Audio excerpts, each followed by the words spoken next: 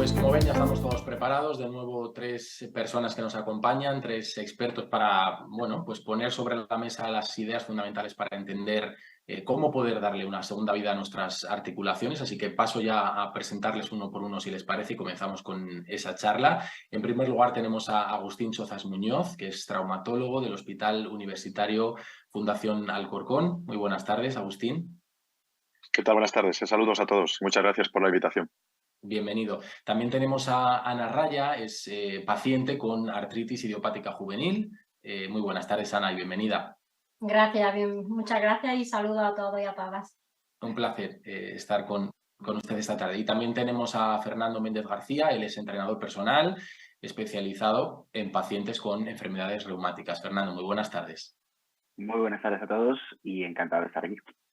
Pues nada, hechas las presentaciones, como hacemos siempre en estas mesas de diálogo, nos gustaría en primer lugar, bueno, pues hacer una primera ronda de forma sencilla, luego abundaremos en cada uno de los casos desde distintos puntos de vista, pero sí hacer una primera ronda para hablar o unas ideas mínimas de cómo poder darle una segunda vida a las articulaciones. No sé si podríamos empezar con usted, doctor Chozas.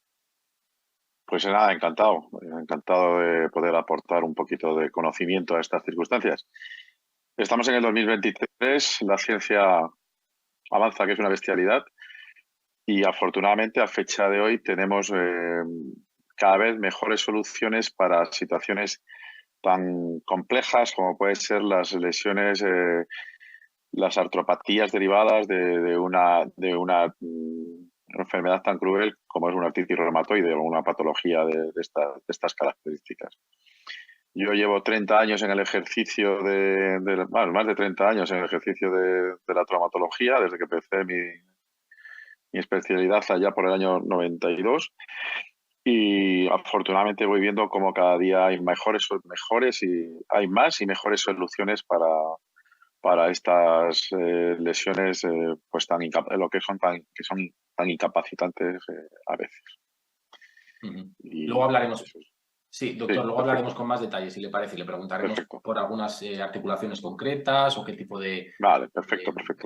¿Verdad? Pero vamos a hacer un poco una pequeña ronda para presentarnos también y escuchar a todas las personas. Ana, en su caso, como paciente de artritis idiopática juvenil, en este caso, ¿qué nos puede aportar sobre cómo darle una segunda oportunidad a las articulaciones, en su caso? Bueno, en mi caso yo ya le di la oportunidad a 3 de ellas y bueno, tengo 2 prótesis de rodilla y una cadera derecha. Y bueno, pues se las di pues muy joven, le di la oportunidad y bueno, pues hasta hoy. Luego conoceremos en detalle, Ana, si le parece bien, un poco cuándo fue, a qué edad fue, qué consecuencias, por decirlo de alguna manera, o cuál era la forma previa en la que se encontraba y cuáles fueron las consecuencias. Pero también es muy importante, llevamos hablando desde ayer también en la primera mesa de diálogo sobre el deporte. En este caso, Fernando, como entrenador personal, experto en personas con estas patologías, imagino que esos entrenamientos también irán muy enfocados a cada persona, teniendo en cuenta, en este caso también, a aquellas que tengan algún tipo de prótesis, claro. Eso es. Hay un digamos, un patrón principal, que es que en función un poco del tiempo que lleve esa prótesis instaurada en el cuerpo, pues tenemos que actuar de una manera o tenemos que actuar de otra manera. Yo, aparte de ser entrenador, también soy paciente de artritis. Por suerte, mi estado, digamos, de forma es muy saludable, muy funcional, como yo suelo decir. Y no tengo, digamos, la vivencia de partir con estas prótesis, pero sí que a la hora de trabajar con ellas hay que tener cierto cuidado y sobre todo hay que pensar en cómo, sobre todo, mejorar esa calidad de vida de los pacientes. Perfecto. Pues en esta primera ronda hemos visto un poquito la perspectiva de cada uno. Ahondaremos un poquito más en cada uno de ellos, pero doctor Choza, si le parece bien, podríamos comenzar con usted. Me gustaría preguntarle en qué articulaciones se pueden poner estas prótesis con buenos resultados y si de alguna manera hay un momento indicado para poder hacerlo. A ver, empiezo por la cuestión final. Yo creo que el momento indicado es cuando el paciente te dice que tiene una situación de un dolor o sea, un dolor que le limita su vida normal, o sea, las actividades que él tiene. Se ven muy limitadas por ese dolor. El objetivo fundamental de la prótesis, el primer objetivo es quitar el dolor, luego restaurar la función, pero fundamentalmente es quitar el dolor. A fecha de hoy ponemos prótesis en muchísimas articulaciones. Por frecuencia, las más, y valga la redundancia, las más frecuentes son en rodilla y en cadera, pero también las ponemos en hombro, también se ponen en mano y excepcionalmente, porque no suele ser una articulación especialmente afectada, se ponen también en tobillo y en codo. O sea, cualquier articulación se puede ver afectada, pero las que más vemos es en rodilla y en cadera, sin lugar a dudas.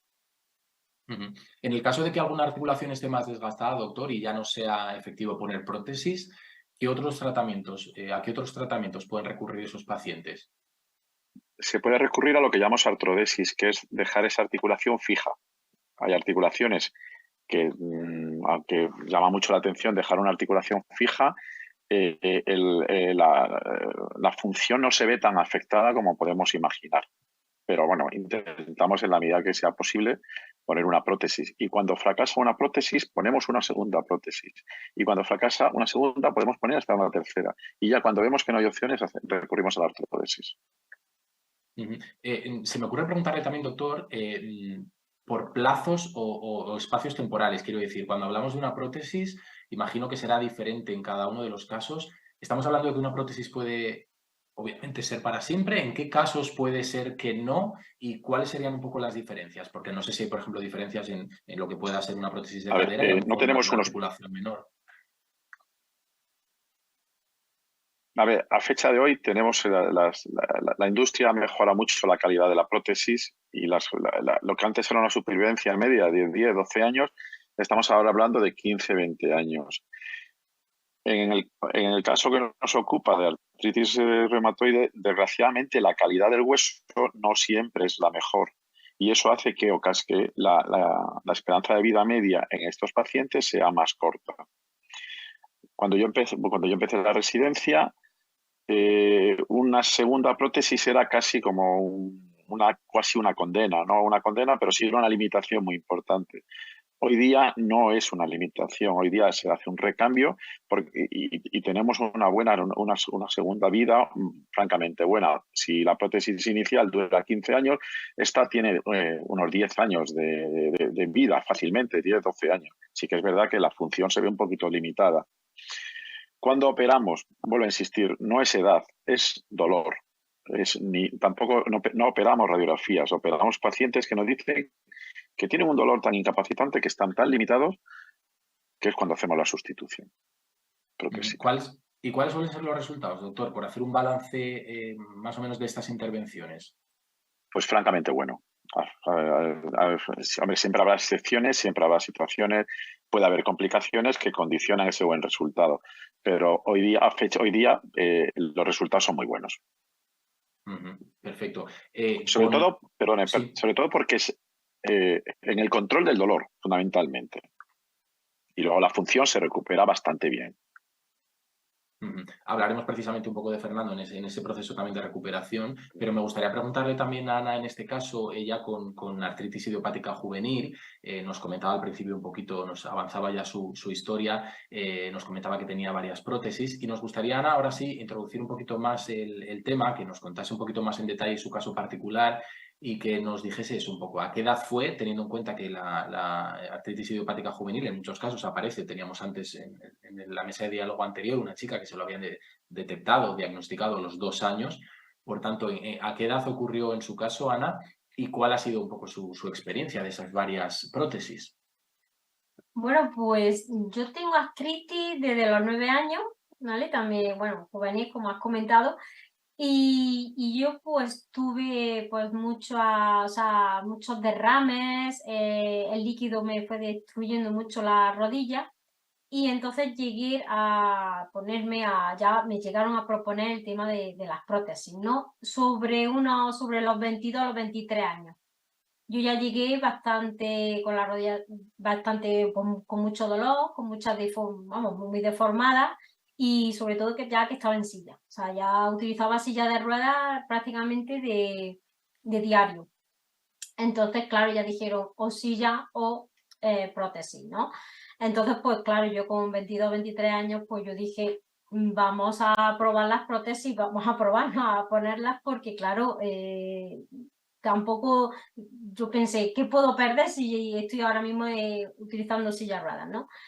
Entonces, pues empecé con la rodilla derecha, me pusieron la prótesis en la derecha, luego a los 4 meses así pusieron la cadera derecha, ¿no? Intentaron hacerlo más o menos rápido también, con un riesgo, obviamente, porque también después de una cirugía pues te tienes que recuperar, pero bueno, decidieron hacerlo más rápido. Y luego la siguiente, la rodilla izquierda, me la pusieron casi al año. O sea que prácticamente fue muy seguido y estuve de rehabilitación continua. Yo partía ya de, como he dicho, de estar en silla, por lo tanto las rodillas prácticamente las tenía en ángulo recto ya, con unos tendones muy acortados, musculatura acortada, etcétera. Entonces, claro, la rehabilitación ahí fue dura para conseguir estirar esas rodillas, ¿no? Yo iba a rehabilitación y a mí me ataban hacia abajo, pues, desde el tobillo, pues para estirar, la verdad que fue duro esa prótesis. Mis prótesis me las pusieron en el año, pues la primera a finales del año 2000, en noviembre, o sea, 2001, y la siguiente igual, ¿no? O sea, todo fue durante el 2001. Así que ya las tengo, la verdad que me han salido buenas, como digo yo, ya las tengo unos 22, 23 años. Yo supongo que porque tampoco tengo una actividad muy intensa, ¿no? Pero realmente están ahora mismo bastante estables y no, ahora mismo no se mueven, no tienen holgura como miran los traumatólogos, ¿no? Yo creo que las prótesis para mí para mí fueron un cambio de vida. O sea, yo volví a nacer, la verdad, con las prótesis, ¿no? Y como dice el título de esta mesa, ¿no? Nueva vida, ¿no? A las articulaciones, pues para mí fue nueva vida Ana, realmente. Porque eso, yo empecé a andar y empecé a tener una vida, como quien dice, pues la que me correspondía, ¿no? A esa edad, ¿no? Que no había tenido hasta ese momento.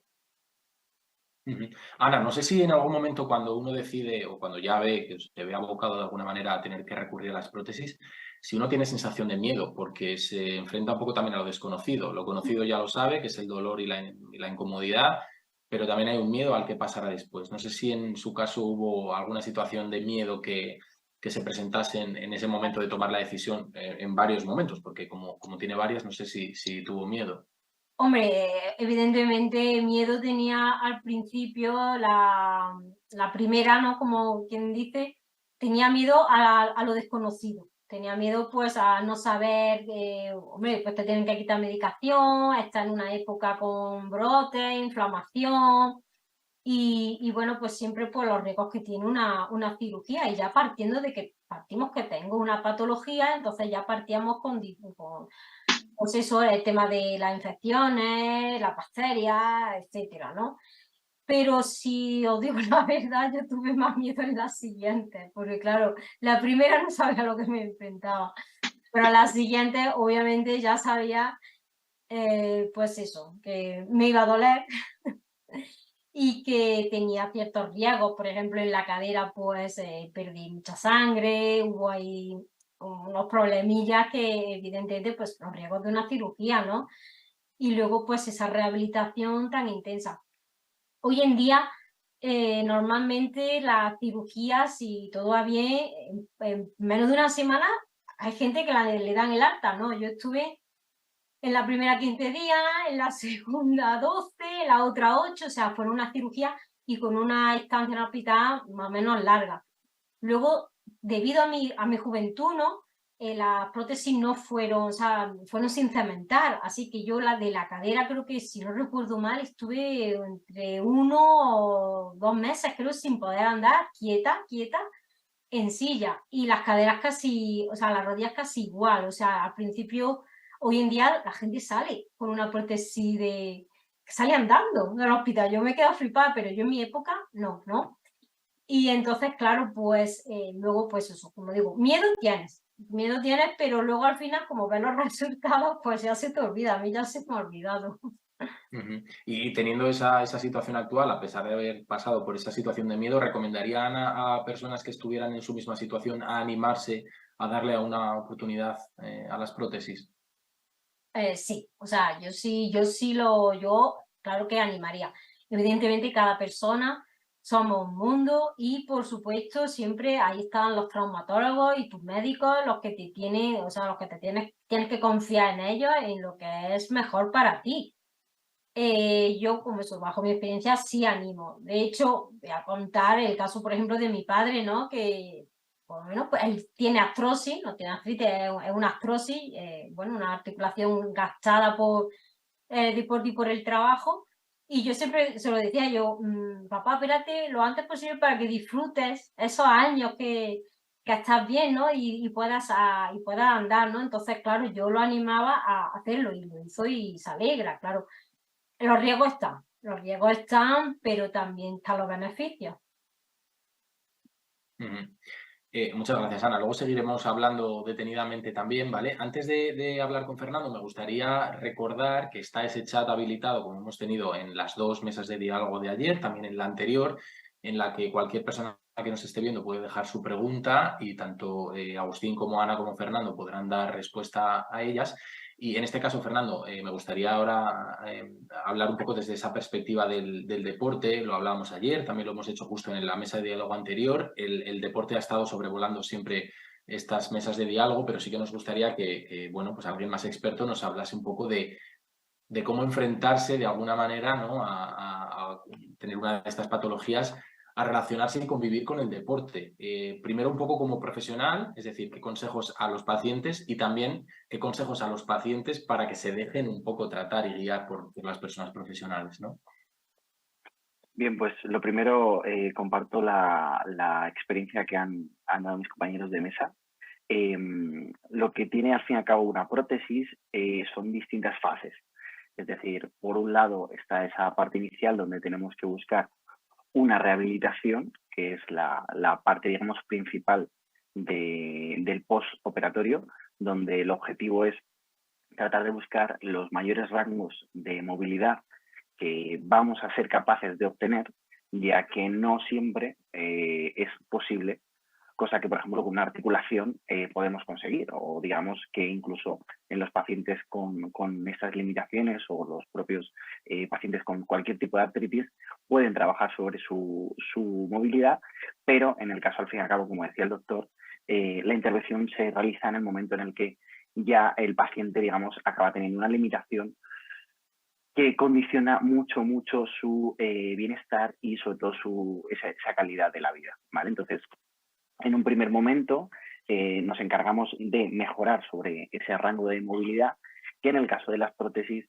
tiene un límite. Y ese es uno de los mayores condicionantes que nos aporta después o que tenemos que lograr lidiar en esa readaptación deportiva o en esa simplemente rehabilitación post fase inicial. Es decir, tenemos esa fase inicial en la que lo primero que hay que hacer es mejorar ese rango de movilidad y después ya está en ir introduciéndolo poco a poco en lo que es una vida más deportiva o incluso en una vida diaria. Entonces, esas dos fases son bastante diferentes. En una, como bien decía Ana, esa fase de la rehabilitación es bastante intensiva. Yo por experiencia he pasado recientemente por una lesión deportiva y una operación de ligamentos cruzados en mi rodilla, que ha sido mi lesión más grave deportiva de mi vida. Y esa rehabilitación, a mí igual que siempre digo que me salvó la vida porque estaba bastante hecho polvo en casa, el lidiar y el trabajar con esa fase inicial de mejora de los rangos de movimiento es realmente dura, es muy dolorosa y no es tanto quizá como esa siguiente fase donde ya es una readaptación al movimiento, por decirlo así. Fernando, para poder hablar bueno, digamos, lanzar un mensaje un poco optimista también a las personas que nos están escuchando, siempre decimos que cada caso es particular, pero en este caso, como profesional, nos gustaría saber si existe algún tipo de rutina de ejercicios o algo que beneficie de alguna manera a estas personas de forma general, ¿no? Que puedan tener prótesis. Es verdad que cada caso será particular, pero no sé si existen unas rutinas de ejercicio básicas que les puedan ayudar a, bueno, a convivir de forma un poco más relajada, por decirlo de alguna manera, su vida diaria con el deporte. Sí, como tal, yo digamos que siempre parto desde un mismo mensaje y sobre todo la manera en la que yo tengo de comunicar y de trabajar esta parte de mi vida, de mi negocio, es a través de redes sociales, es decir, trabajo de manera online con pacientes con enfermedades reumáticas y el mensaje es siempre el mismo, ¿vale? Es decir, parece que las indicaciones que acabamos recibiendo o muchas veces son por cierta precaución o entre muchas veces el paciente cuando tiene una serie de limitaciones muy dolorosas, quizás esas indicaciones iniciales son sal a caminar, etc., pero siempre yo digo que se nos queda corto, es decir, salir a caminar como tal forma parte de nuestro interior como seres humanos, es decir, es la capacidad que principalmente tenemos. Entonces, el mensaje que siempre doy es el mismo. Hay que trabajar sobre una movilidad que llamamos una movilidad articular, en la que el objetivo es tratar de soltar y tratar de mejorar esos rangos de movimiento que vamos perdiendo progresivamente porque la enfermedad nos está parando, con lo cual en ningún caso hay que pararse, en ningún caso, y hay que buscar al fin y al cabo esas alternativas de cara a cómo trabajar la funcionalidad y la vida del paciente. Y por otro lado, en muchos de los aspectos, digamos, de los tipos incluso de perfiles o de pacientes o de consejos a la hora, por ejemplo, de trabajar, yo siempre apuesto y abogo por el entrenamiento de fuerza, ¿vale? Entonces, si hablamos de esas rutinas o qué podríamos hacer, el entrenamiento de fuerza es la capacidad física más importante que tiene nuestro cuerpo y la gente lo que ocurre es que piensa en entrenar la fuerza o incluso cuando recibimos esas recomendaciones de ten cuidado con hacer esto o ten cuidado con levantar peso, la fuerza es una capacidad que tenemos y en la que lo que debemos de hacer es pensar que es un estímulo que debemos de encontrar o debemos luchar contra él, siendo este estímulo no prolongable en el tiempo. ¿A qué me refiero? Fuerza es todo aquello que no somos capaces de aguantar durante 20 segundos, 30 segundos. A partir de entonces, podemos pensar en otro tipo de capacidades que tenemos. Pero la fuerza en sí es, ¿eres capaz de hacer esto durante mucho tiempo? ¿Sí o no? Si la respuesta es que sí, no estamos trabajando sobre la fuerza, ¿vale? Esto es algo muy común, por ejemplo, cuando se realizan pues, ciertos movimientos. Yo siempre como de tono un poco juguetón o, digamos, para que la gente se haga esa pregunta, le digo, ¿cuánto tiempo puedes estar haciendo este movimiento? Y me responden, pues mucho. Digo, bueno, pues vete a cualquiera de estas máquinas que tienes en una instalación deportiva e intenta hacer, no sé, 3 minutos seguidos sin parar. Y me lo cuentas. Entonces, fuerza que sobre todo la gente tenga en cuenta que es todo aquello que no podemos mantener durante más de 30 segundos. Y la fuerza, si igual que los pacientes son muy particulares y cada uno tiene una limitación y hay que generar esa adaptación, la fuerza para cada persona también lo es. Es decir, la individualización del entrenamiento es absolutamente imprescindible para generar los estímulos beneficiosos y positivos en el paciente. Pongamos un ejemplo. Si, como he dicho antes, yo soy paciente y la gente me ve a mí entrenando con unas cargas muy altas de peso, muchas veces hay gente que se asusta y dice, es que yo no puedo hacer eso. Y yo, ya, pero es que yo no te estoy diciendo que hagas esto. Si tú tienes que, al fin y al cabo, realizar un trabajo de fuerza, será un trabajo de fuerza que sea adaptado a ti. Para personas, por ejemplo, con graves problemas de movilidad, graves problemas de movilidad o de fuerza, trabajos como, por ejemplo, sea levantar los brazos o mantener los brazos elevados, ya es un trabajo de fuerza. ¿Qué ocurre? Que si realmente el entrenamiento es efectivo, eso va generando una mejora en nuestro sistema y ese estímulo hay que cada vez hacerlo más intenso para que siempre progresemos. Es verdad que en la mesa anterior justo hablábamos precisamente de eso, que hay un falso mito, entre comillas, que mucha gente piensa que la fuerza puede perjudicar a las articulaciones, ¿no? Si uno va con un dolor articular o una inflamación, piensa que al hacer fuerza pues se va a resentir. Y es justo lo contrario. O sea, una vez más, otro profesional que nos confirma de que efectivamente la fuerza es fundamental en este caso, ¿verdad? O sea, desmitificamos eso, Fernando. Absolutamente. Es una lucha constante, ¿vale? Pero, como os decía antes, hay en miles de entornos donde la fuerza está denostada. Por ejemplo, en el entrenamiento para niños. La gente piensa o se sigue creyendo que si hago entrenamiento de fuerza, mi hijo va a frenar su desarrollo y no va a crecer. Yo siempre cuento lo mismo, que para mí el deporte elige al deportista. Yo mido 1,86 y siempre digo que nunca podría haber sido probablemente gimnasta deportivo. ¿Por qué? Porque ese deporte requiere tener unas capacidades físicas y unas cualidades físicas para los que probablemente mi crecimiento, simplemente por mi histórico, me iba a limitar, ¿vale? Es decir, necesitas este tipo de características para ser bueno en ese deporte y al fin y al cabo lo vas a limitar. Pero como digo, es una lucha. Yo el mensaje que aporto, como te decía Fran, es constante.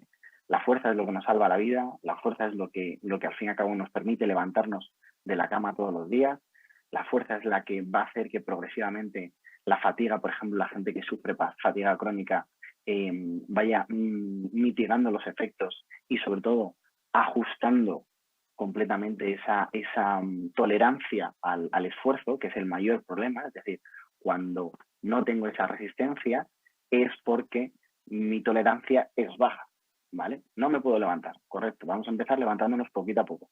Y cuando ya eso te resulte fácil, vamos a ir alargándolo. Me gustaría preguntar en este punto, Ana, en su caso, ¿cuál es la relación que tiene con el deporte teniendo en cuenta las prótesis con las que convive? Bueno, pues yo siempre digo que soy muy deportista, aunque la gente se pueda decir, bueno, pero ¿qué has hecho? O sea, yo siempre me ha gustado mucho el deporte, ¿no? Entonces, dentro de lo que podía, pues yo, por ejemplo, tenis de mesa, pues yo solita con mi pala he jugado al tenis de mesa y estaba a rato. Luego las consecuencias, en fin, era inflamación en brazos, en piernas, rodillas. Luego también, pues por ejemplo, baloncesto, pues el simple hecho de coger la pelota, lanzarla, o sea, que yo he hecho cositas que para cualquier persona puede ser un juego incluso insignificante, pues para mí yo decía, uff, estoy haciendo mucho. Luego también, cuando era más joven, sí, también utilizaba mucho silla de ruedas, pero bueno, ya también las rodillas evidentemente dejaron de decir, mira, ya no más bicicleta, pero también lo mismo, con unas consecuencias de mucha inflamación después y mucho dolor. Hoy en día y en la actualidad, bueno, hoy en día ya llevo años, pues nada de esto evidentemente hago, pero bueno, pues siempre he intentado hacer natación. Y ahora en la actualidad estoy también con natación. Natación, en sí natación no, porque yo nadar tampoco tengo muy limitados los hombros, ¿no? Los codos. Pero bueno, yo como digo, ayer hice 6 largos y dije yo, he aumentado a 1, de 5 a 6. O sea que hago 1000 largos y luego también hago una tabla de ejercicio en la piscina, ¿vale? Para intentar mantener la poca movilidad que me queda, ¿no? Entonces, con las prótesis, pues las piernas, pues también hago ejercicios, ¿no? Pasa que, evidentemente, pues las prótesis te quitan el dolor, pero también hay momentos que también te pueden llegar a limitar, ¿no? Entonces, y además también tengo artrodesis, en fin.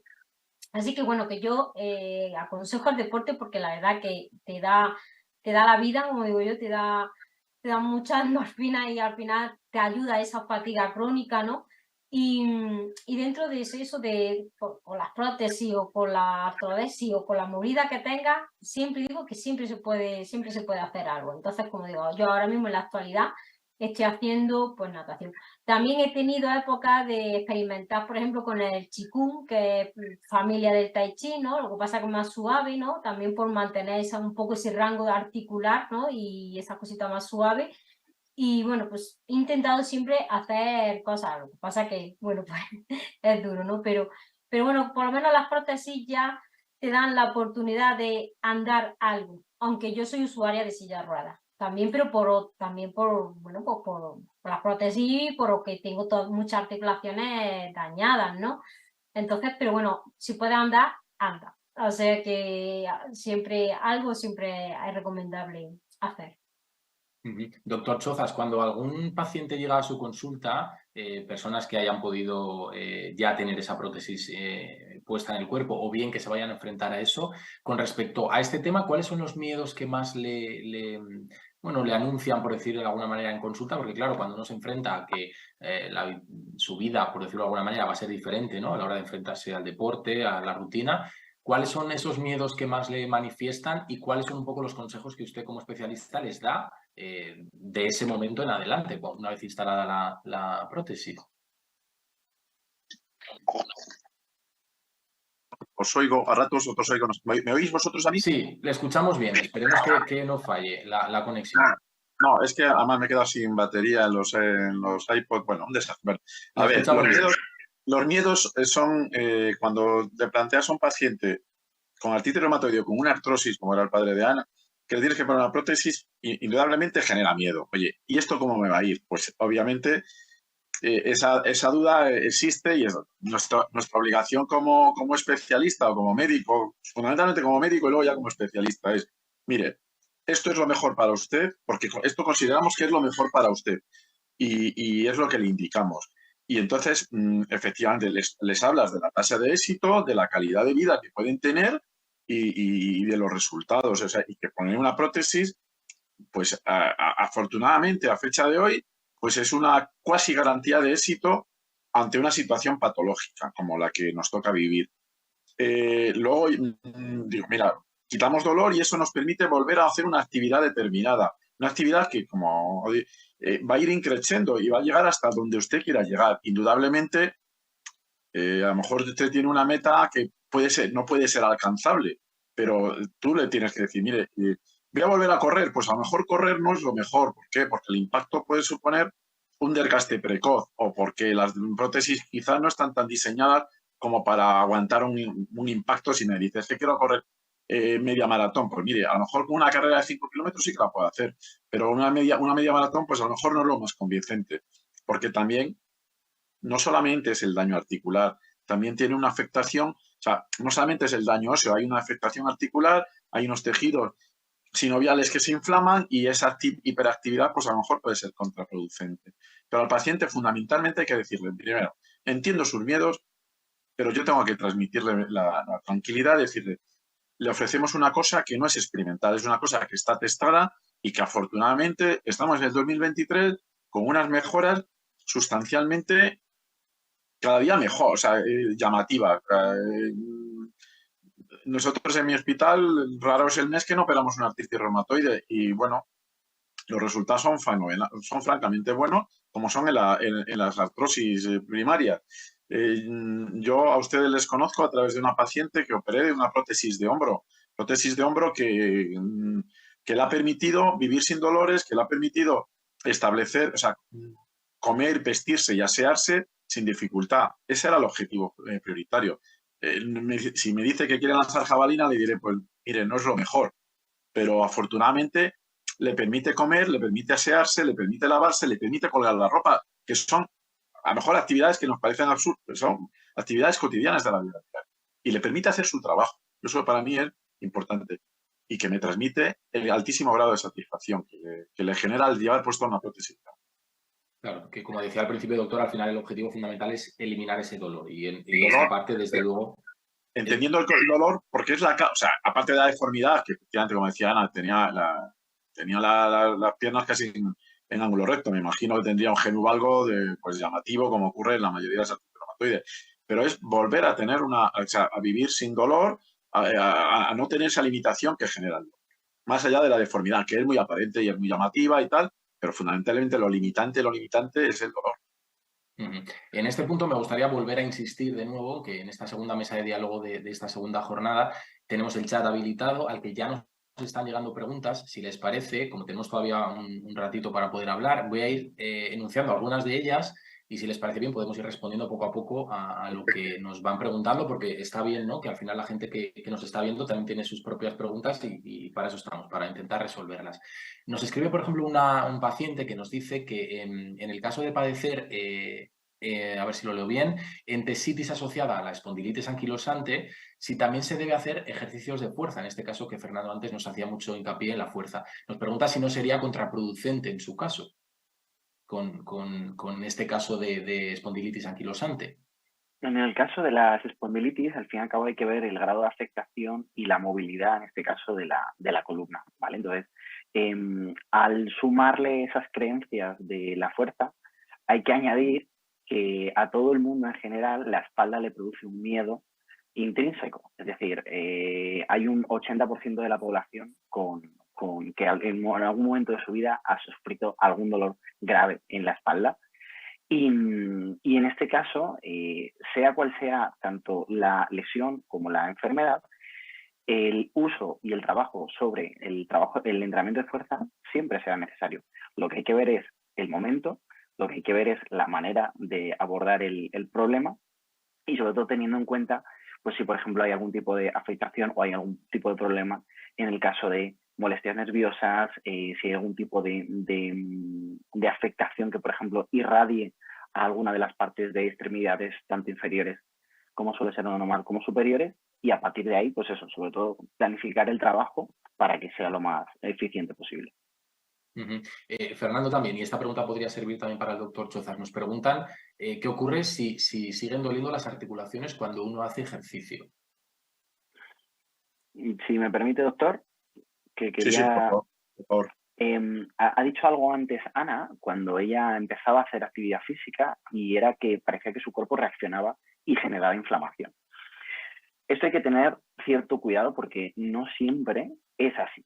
Y ya no solo es que no sea así, sino que lo real es todo lo contrario. Es decir, ¿por qué le pasaba esto a Ana?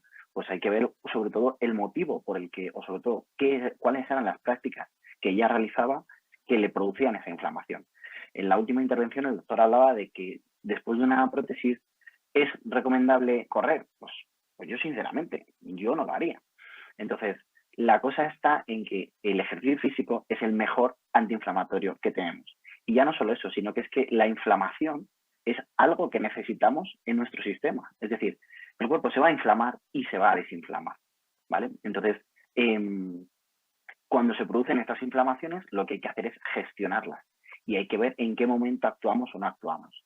Para mí hay siempre una máxima, y es que cuando, por ejemplo, hay una inflamación puntual, un brote, que nos produce una disfunción, hay un periodo de reposo. ¿Cuánto es ese reposo? Pues vamos a darle un día, vamos a darle 2 días. Si al tercer día no hay mejora de la inflamación, no hay mejora de la sintomatología y no hay mejora de esa limitación, a moverse. Porque ya hemos probado ese reposo. Es decir, tu cuerpo lo que más hace en su día a día es respirar y moverse. Con lo cual, cuanto más limitemos el movimiento, siempre habrá un perjuicio. Yo con mi experiencia de la que hablaba de la lesión de la rodilla, que no ha sido la mejor rehabilitación que he recibido realmente, porque he quitado, digamos, mi parte profesional y me he dejado llevar, me he ido a un buen sitio y he quitado los ojos, he quitado las orejas y me he dejado llevar. Y yo había momentos ya donde empezaba a desesperarme y decir, es que hay que empezar a hacer cosas. Es que ya puedo hacer el tipo de trabajo y no puedo estar haciendo siempre lo mismo. Entonces, si siempre hacemos lo mismo, no esperemos nunca obtener resultados diferentes, ¿vale? Entonces, es una línea complicada cuando jugamos con el dolor, pero como decía, lo que más haces en tu día a día es respirar y lo segundo es moverte. Con lo cual, hay un momento donde hay que dejar reposar ese pico de dolor y a partir de ahí tratar de generarlo. Y sobre todo elegir qué cosas hacer, ¿vale? Yo hay un método que uso que es, yo le llamo el semáforo del dolor. El semáforo del dolor, con los 3 colores que todo el mundo conoce, cada uno de esos colores nos va a indicar qué tareas te permiten hacer todo. O sea, qué tareas vas a poder hacer ese día. Si estás sobre un verde, pues podrás hacer absolutamente todo. Movilidad, fuerza, salir a hacer tu parte cardiovascular. Si estás en ese punto amarillo, pues a lo mejor hay que elegir qué cosas no puedes hacer. Como por ejemplo, hablábamos antes de de la persona que hablaba sobre la parte de la espalda. Y después, en el caso del rojo, pues habrá que limitar movimientos, evidentemente, porque nos van a perjudicar probablemente. Doctor Chozas, no sé si en este caso podría también dar un poco respuesta a esa pregunta que nos hacía esta persona, ¿no? De que le sigue doliendo las articulaciones cuando hace deporte.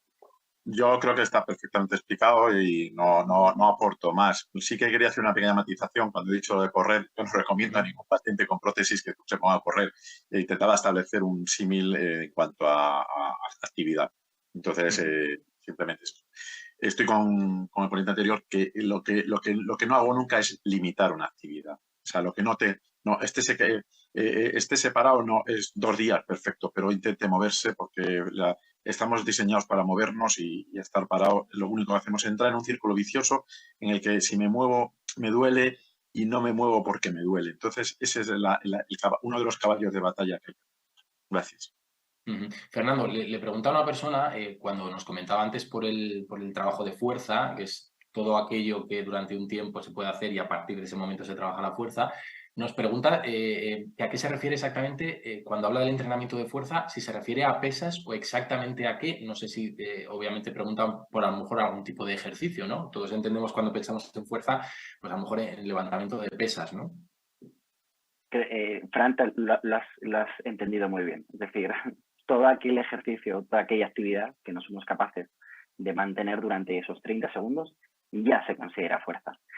La cuestión es qué es fuerza para cada persona y, sobre todo, cómo tenemos que abordar. Yo he hablado antes de los estímulos y para mí es una palabra muy importante.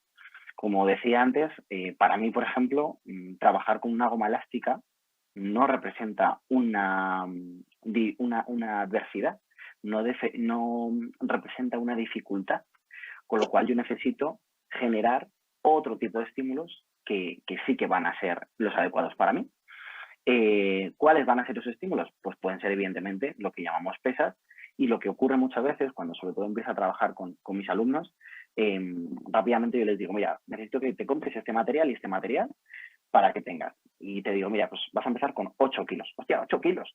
Ya, sí, es que es muy normal que al principio generes ese rechazo y sobre todo si tenemos esas creencias de las que hemos hablado antes. La cosa está en, tranquilo, yo sé que vas a poder hacer con esos 8 kilos y tú lo único que estás mirando ahora mismo es que pesa 8 kilos y para ti es difícil cuando realmente te cuesta levantar el vaso para beber, poner la mesa, abrir la puerta, abrir un bote de garbanzos. Es decir, todo eso al fin y al cabo va condicionando progresivamente al paciente y se crean esos estereotipos o esas creencias. Entonces, el entrenamiento de fuerza debe de ser con peso extra en nuestro cuerpo. En la mayoría de casos, yo es como mejor trabajo, porque acaba siendo más efectivo a la hora de aplicar ese trabajo a los pacientes de artritis. Porque si, por ejemplo, no tenemos esa capacidad, por ejemplo, de agarrar algo con las manos o tenemos algún tipo de disfunción, por ejemplo, en el tren inferior, pues a lo mejor el peso de nuestro cuerpo es mucho más difícil desplazarlo o trabajar con él que pueda ser un elemento exterior. Precisamente hablando un poco de estos ejercicios y hablando, obviamente siempre ligándolo a la idea de las prótesis, nos preguntan, quizá aquí a lo mejor Ana nos pueda responder también y el propio doctor Chozas nos pregunta si existen prótesis para falanges de dedos en concreto y también si en las prótesis de muñeca, con las prótesis de muñeca, se pierde la movilidad. A ver, respondo. Existen. Y existen falanges, o sea, sí, existen prótesis para articulaciones interfalángicas, para articulaciones metacarpofalángicas, para prótesis de muñeca. Sí que es verdad que no son las prótesis más desarrolladas. Sí que es verdad que no son las prótesis todavía mejor conseguidas. Se pierde fuerza, y se pierde fuerza, indudablemente se pierde. Pero vuelvo a insistir, no son las prótesis más conseguidas. Bueno, y ahí sí que le recomendaría siempre que se lo haga un especialista en cirugía de mano, porque son muy específicas, tiene que ser una indicación muy severa, o sea, perdón, muy clara, y hacerla siempre un especialista, muy precisa, sí. Y en cuanto a la prótesis de muñeca, doctor, nos dicen si se pierde la movilidad en ese caso. Si se podría perder la movilidad con una prótesis de muñeca. Claro, decir, ¿de dónde partimos? Partimos ya de una movilidad limitada porque se produce una artrosis de toda la radiocarpiana y lo que no se gana rango de movilidad, pero no se gana todo lo que a uno le gustaría. La flexión dorsal se ve parcialmente limitada y la flexión volar se ve parcialmente limitada. ¿Hasta qué punto, hasta qué grado? Bueno, pues eso depende de cada paciente, depende de la situación y vuelvo a insistir, no son las prótesis en las que conseguimos tan buenos resultados como son en la rodilla, como son en la cadera fundamentalmente. Ana, ¿en algún caso concreto, teniendo estas prótesis, ha sufrido en algún momento esa pérdida de movilidad o desde el principio, nos decía antes, ¿no? Desde que se las pusieron ha hecho vida normal, pero no sé si en algún momento sí que ha notado cierta pérdida de movilidad? Bueno, yo mi prótesis de rodilla y cadera, al revés, yo conseguí más movilidad. Claro, en Porque concreto en la rodilla, ¿no? Nos hablaba de esa rigidez, por tanto, en la rodilla está claro que todo lo Sí. contrario.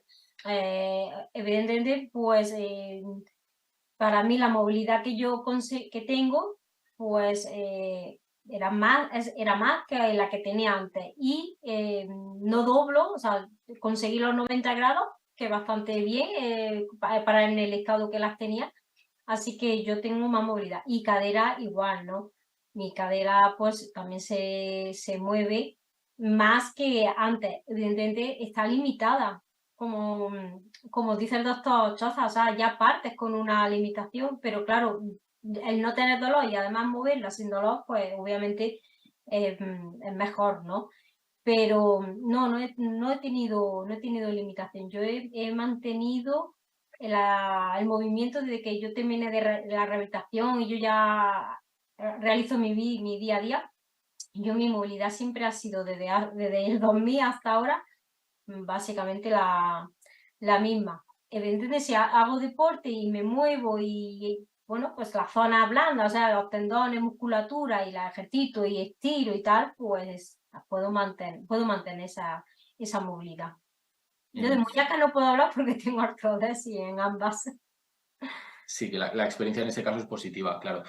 Doctor, nos preguntan también si nos podría dar un poquito más de información sobre la entesitis. Creo que cuando hablaba antes la otra persona también del dolor de espalda, que nos hablaba Fernando un poquito también del tema, nos pregunta si nos podría dar un poco también su opinión con respecto a la entesitis, relacionándola obviamente también con algún tipo de, a lo mejor, de prótesis en este caso.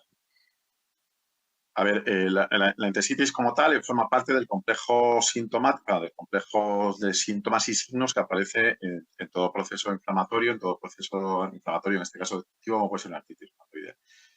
Generalmente, cuando ponemos una prótesis de cadera o ponemos una prótesis de rodilla, en la mayoría de los casos, la entesitis, o sea, la clínica causada por esa entesitis generalmente pasa a segundo plano, porque lo que predominaba era el dolor articular.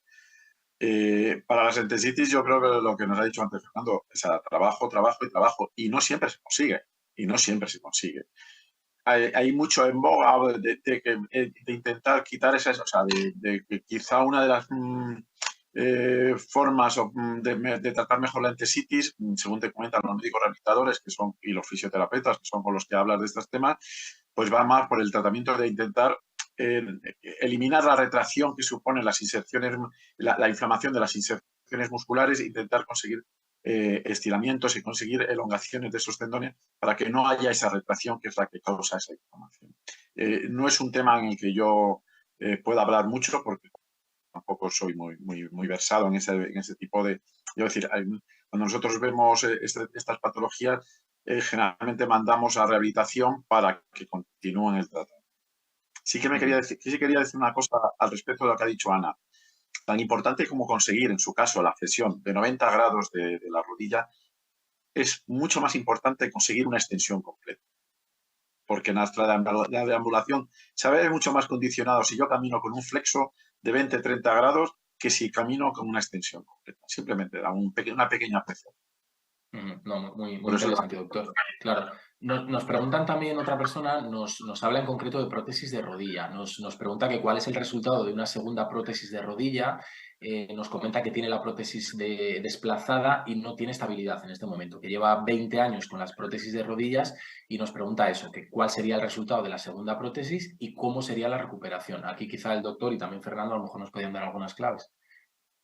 Pues, a ver, 20 años de duración de una prótesis es un buen resultado. Se afloja, se desgasta el material, se produce lo que comúnmente conocemos como holgura y hay que cambiarla, porque es que eso va a más, hay mayor destrozo articular, hay mayor destrozo óseo y ahora mismo hay unas prótesis de rescate que dan muy buen resultado, pero hay que tener también claro que no va a ser como el mismo resultado que cuando me puse por primera vez la prótesis. ¿Por qué? Pues porque he perdido óseo, he perdido hueso, el recambio es más complejo, el resultado es bueno, sí, me va a permitir moverme, claro, me va a permitir caminar, por supuesto, pero sí que es verdad que el resultado no es el mismo que conseguí hace 20 años, eso indudablemente, pero el resultado sigue siendo bueno. Fernando, no sé si se trata diferente a una persona en este caso, ¿no? Entiendo que sí, con una primera prótesis que ya con una segunda, que quizá después de tantos años a lo mejor haya podido producir cierto, bueno, no sé si malestar o hay que reconducir de nuevo un poco esa rodilla, ¿no? De cara a implantar la segunda prótesis. Claro, el problema es que cuando ya llevamos mucho tiempo con algo, 20 años es verdad que es una vida entera, pero es que simplemente el cuerpo en el momento en el que está parado empieza a perder neuronas y empieza a perder información. ¿Qué ocurre? Que después de 20 años no podemos rescatar a nivel muscular, ligamentoso, esa estabilidad que probablemente ese paciente tenga. Con lo cual, parece inevitable que esa prótesis de reemplazo de la que hablaba el doctor sea como inaplazable, ¿vale? Y a partir de ahí empezar a considerar otro tipo de trabajo centrado, por ejemplo, en generar una mayor estabilidad. Si se ha desplazado esa prótesis, pues han podido ser por muchas cosas. O sea, al fin y al cabo, el cuerpo es una cadena y es un engranaje perfecto y cuando tenemos algún tipo de desviación desde una pequeña cojera hasta como yo digo, un padrastro que nos esté perjudicando, acaba generando y teniendo una consecuencia en nuestro cuerpo. Empiezas a cojear, empiezas a doler partes que te tienes que compensar, empieza a doler la cadera, empieza a doler la espalda y todo viene de un padrastro. Con lo cual, es lo que digo, probablemente haya que hacer esa reconstrucción y a partir de ahí empezar a trabajar desde seguramente cero. Fernando, hay otra pregunta de otro paciente, en este caso con espondiloartritis. Nos comenta que su reumatólogo y rehabilitador del hospital le han dicho que al ser un dolor inflamatorio es mejor no forzarlo y no hacer ejercicio los días de inflamación con rigidez hasta que al menos vuelva a pincharse la medicación. Nos cuenta que simplemente dice que le han dicho que haga un poco de movilidad, unos 30 minutos de cinta, en tramos de 10 en 10 minutos, pero que no haga ni estiramientos ni fuerza. Y aquí viene la pregunta, nos dice si nos podría recomendar algún ejercicio concreto para esos días en los que hay un dolor inflamatorio muy potente y con muchísima rigidez en la columna, que es un poco parecido a lo que hablábamos antes, ¿no? Bueno, mi punto de vista no es nada parecido. Está claro que cuando, por ejemplo, está llegando el final del ciclo de nuestras medicaciones, yo es verdad que actualmente después de mi cirugía estoy teniendo cambios en mi medicación, pero yo llevo 9 años como paciente. Siempre he sido regular en mis medicaciones, no he tenido nunca fallos ni problemas con respecto a esto, con lo cual también eso hace que mis brotes, por ejemplo, no sean para nada descontrolados. Yo tengo un pequeño brote y tengo que elegir un poco qué hacer, qué no hacer, pero aunque esa medicación deje de hacer efecto a esos 15, 20 días, ¿vale? Significa que si siempre pienso en que cada vez que voy a estar inflamado tengo que parar, ¿vale? Porque me genera ese dolor, intrínsecamente en el cerebro de ese paciente va a estar siempre relacionado a que empiezo algo y paro, empiezo algo y paro. Si yo estoy simplemente caminando 30 minutos en la cinta, no puedo realizar estiramientos, no puedo realizar ejercicios de fuerza, cosa que no lo considero beneficioso porque hablábamos antes del movimiento. Estamos hablando que si me pincho el día 1 y me vuelvo a pinchar el día 28 o día 30, el día 15 voy a tener que parar, pues se acaba convirtiendo en que no puedo trabajar o no puedo entrenar la mitad de un mes. Ni siquiera se convierte en la mitad del mes, porque luego si empezamos a pensar en cuántos días a la semana es lo recomendado, por ejemplo, para hacer actividad física o es lo más indicado para derivar ese tipo de entrenamiento. Si estamos hablando de 15 días, probablemente esa persona solo entrene 3 días a la semana, 2 días a la semana, con lo cual en 4 entrenamientos a lo largo del mes no es eficiente ese trabajo. Mi pregunta sería al revés, en la dirección contraria. ¿Cuánto tiempo lleva ocurriendo eso? Si la respuesta es años, pues yo le diría que cambie probablemente de método. Muy parecido a esto, justo con lo último que estaba comentando, nos preguntan si se podría responder cuántos días a la semana y cuántos minutos aproximadamente considera que es el tiempo óptimo para mantenerse en forma para una persona, en este caso con espondiloartritis. Sea cual sea la enfermedad, sea cual sea la afectación, mis recomendaciones siempre son las mismas y sobre todo a la hora de abordar un poco al paciente cuando vemos un poco qué le ocurre, si por ejemplo los síntomas de fatiga crónica están muy presentes, yo siempre hablo de tener un trabajo de intensidad y un trabajo de recuperación, un trabajo de intensidad y un trabajo de recuperación. Cuando de siempre se nos ha recomendado las actividades de bajo impacto, no significa que eso sea lo único que podamos hacer y sobre todo qué es el bajo impacto y dependerá siempre del paciente.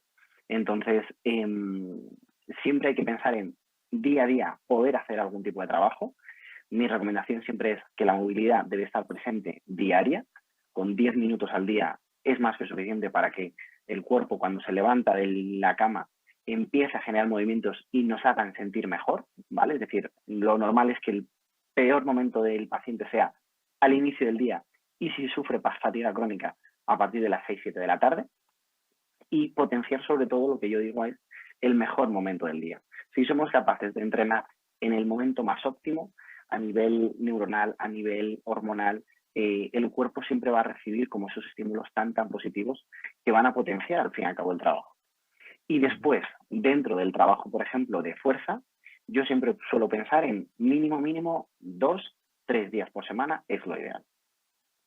Perfecto, pues esperemos que haya tomado nota este paciente. Hay otra persona también que nos vuelve a preguntar, sé que es una pregunta difícil que ha salido al principio y en este momento aprovecho para decir que con Artritis a través de sus redes sociales colgarán todo este congreso, es decir, tanto la jornada de ayer como la de hoy, para que cualquier persona que necesite hallar una respuesta pueda escucharlo y a raíz de esas mesas de diálogo que hemos mantenido pueda responder o buscar esa respuesta a la pregunta. Nos vuelven a preguntar, doctor, si nos podría decir de forma muy breve cuánto dura una prótesis. Sabemos que otra vez insistimos en que dependerá de cada caso. Y ya aprovecho también para preguntarle otra de las cuestiones que nos hacen llegar y es que si son efectivas las prótesis, en este caso de tobillo. Empiezo por la última. Prótesis de tobillo. Digamos que no están del todo conseguidas al 100%. Los resultados no son tan buenos. Claro, ¿hay prótesis de tobillo? Sí, hay prótesis de tobillo. ¿La indicaría? Pues yo casi, a fecha de hoy, casi recomiendo más una artrodesis que una prótesis de tobillo. Porque las prótesis de tobillo son complejas de poner. Se ponen pocas, son complejas. Yo, por ejemplo, llevo 30 años, no las he puesto nunca y he visto poner en mi hospital una. Y sin embargo he hecho artrodesis con buen resultado. Artrodesis por fractura y dan buen resultado. Dan la artrodesis.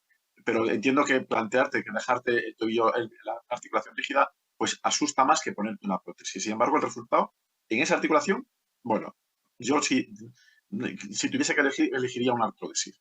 Yo personalmente. Luego, ¿cuánto dura las prótesis? Puede existir. Depende de muchos factores. Cuando hablo de una media. A fecha de hoy, más de 15 años. Fácilmente 15, 20 años. Yo tengo pacientes de 20 años de evolución de prótesis de rodilla. Pacientes con prótesis de cadera, tengo alguno que ya efectivamente tienes que recambiar. ¿Por qué? Pues porque los polietilenos que poníamos antes no son tan ultracongruentes, no eran tan buenos como los que hay ahora. Pero vamos, 15, 20 años están durando las prótesis con facilidad. No, en una artritis reumatoide, pues que desgraciadamente influyen una serie de factores que juegan un poco en contra, como es la calidad del hueso y como es la calidad articular. Hay un tejido articular que sigue dando porreado y a veces produce pues, un aflojamiento precoz porque hay un ambiente inflamatorio permanente. Pero vuelvo a insistir, por regla general, 15 años. Mira, tenemos el ejemplo de Ana. Exacto. Es verdad que ella se pone una prótesis con 22 años. Que tela. De verdad, también que tiene... también se le diagnostica con 9. Claro. Yo las pacientes que he tenido con artritis reumatoide, no he recargado, de momento no he recambiado ninguna. Tampoco pongo muchas, tampoco son muchos pacientes, pero no he recambiado ninguna. Nos quedan apenas unos 4 minutos, 4 o 5 minutitos para concluir con esta mesa de diálogo, pero me gustaría no dejar ninguna pregunta sin responder. En este caso, nos escribe Esther también, nos acaba de hacer llegar una pregunta que nos dice que le gustaría saber si existen prótesis para la articulación distal del primer dedo del pie. Dice que es una articulación que está sufriendo mucho en su caso después de tener artrodesis en la más proximal, en el juanete, conocido. Entonces, no sé si le podríamos dar una respuesta, si existen prótesis para la articulación distal del primer dedo. Yo no las conozco, no existen. Seguramente sería una progresión de la deformidad que tiene en el pie, pues va a afectar también a esa articulación. Y indudablemente puede estar influida porque proximalmente tiene una artrodesis. Yo creo que la indicación seguramente sea una nueva artrodesis. Creo que sería lo que... No conozco ninguna prótesis en pie, de dedos de pie, ninguna. Y no hemos hablado de un tema que es verdad que últimamente, desde hace especialmente unos años, se trata mucho, que es cómo puede afectar todo esto también a la salud mental. Y me gustaría en este caso preguntarle a Ana, pero de forma breve, porque es un tema tan intenso que podríamos estar aquí pues otras 2 o 3 jornadas solamente hablando de ello, pero en el caso de Ana, por ejemplo, me gustaría preguntar cómo se gestiona emocionalmente el momento en el que uno se tiene que operar, ¿no? Porque al final le influye de forma en primera persona, pero también en cuanto al entorno, porque obviamente buscamos siempre un poco la empatía en esas personas. ¿Cómo se gestiona emocionalmente ese momento, Ana? Bueno, pues para mí fue una alegría realmente la prótesis, ¿no? La operación. ¿Y cómo se gestiona emocionalmente? Pues lo aceptas porque te lo ponen como una solución. Entonces, al final lo asimilas y dices tú, bueno, es que voy a vivir o voy a vivir mejor o voy a tener una calidad de vida no voy a tener tanto dolor, ¿no? Entonces, todo eso hace que, pues eso, la gestión emocional vaya bien, o sea, lo asimiles bastante bien. Evidentemente, el proceso de que ya te tienen que operar, el proceso de la cirugía, luego post-cirugía, o sea, todo el proceso requiere mucha paciencia y mucho trabajo y luego también, bueno, pues tu entorno. Evidentemente yo he tenido el apoyo de mis familiares y han estado en todo momento cuidándome, entonces pues eso también son unos pilares muy, muy fuertes para tener esa gestión emocional mejor, ¿no? Más llevadera, ¿no? Pero sobre todo es porque el resultado es positivo, entonces tú siempre en todo momento estás pensando de que el momento malo va a terminar en algún momento y termina y al final lo que consigues es un beneficio, entonces siempre que estás pensando no en lo mal que lo estás pasando ahora, sino en lo bien que vas a tener luego en un futuro, ¿no? Perfecto, pues bueno, terminamos pues con este mensaje optimista, agradecer a los 3 el tiempo, que sabemos que también están a muchas cosas, como todos los invitados que hemos tenido durante estos 2 días. Así que, en primer lugar, Agustín Chozas Muñoz, traumatólogo del Hospital Universitario Fundación Alcorcón, muchísimas gracias por este tiempo y por sus sabias palabras y por sus consejos, que nos han venido muy bien a todos. Muchísimas gracias a vosotros por darme la oportunidad de participar, con mis pacientes, con pacientes con los que vivo día a día. Y permíteme que felicite a Ana por su transmisión de permanente alegría, y a Fernando igual. Por supuesto. Pues también muchísimas gracias, Ana, de nuestra parte, paciente con artritis idiopática juvenil. Muchas gracias, Ana, por compartir la experiencia y por darnos también sabios consejos. A vosotros por invitarme, por poder compartir mi experiencia y bueno, y que compartí esta mesa con el doctor Choza y con Fernando. Pues Fernando, muchísimas gracias también a ti, Fernando Méndez García, entrenador personal especializado en pacientes con enfermedades reumáticas y también nos confesaba que paciente de artritis también, así que mucha más experiencia, así que muchísimas gracias, Fernando. A vosotros y como siempre digo, el objetivo es el paciente y esperemos haberos ayudado y sobre todo que hayáis aprendido. Es importante al fin y al cabo ese aprendizaje para que el paciente sepa un poco mejor cómo moverse y cómo afrontar todos estos problemas. Pues lo hemos hecho con los tres, así que muchísimas gracias. Esperemos volver a coincidir muy pronto y nada, concluimos aquí esta segunda mesa del día y concluimos de esta forma también nuestro tercer congreso de personas con artritis y espondiloartritis. Para mí decirles simplemente que ha sido un honor poderles acompañar tanto en el día de ayer como en hoy en este congreso, que esperamos que se hayan respondido muchas de las cuestiones que les afectan y les preocupan. Gracias por su participación. Ayer tuvimos muchísimos mensajes, hoy también hemos repetido esa participación, así que espero que hayan disfrutado también de las mesas de diálogo que Conartritis ha pues ideado y traído hasta este tercer congreso. Recordarles también que todo lo que se ha hablado en el día de ayer y hoy estará en las redes sociales de Conartritis, con lo cual si tienen cualquier duda pueden volver a visionar este congreso, tanto las dos primeras mesas del día de ayer como las dos mesas que hemos tenido hoy. Y simplemente agradecerles pues su compañía, que esto haya sido, como decía Fernando, de información, que hayamos podido transmitirles pues unas respuestas a sus dudas y sobre todo con la idea de seguir pues cerrando brechas, también sensibilizando, cuidando a nuestros pacientes, creando empatía también y promoviendo, por supuesto, una mejor calidad de vida. Así que lo dejamos aquí. Hasta aquí nuestro tercer congreso de personas con artritis y espondiloartritis. Ha sido de nuevo un verdadero placer acompañarles y nos vemos muy pronto. Que tengan buena tarde. Gracias.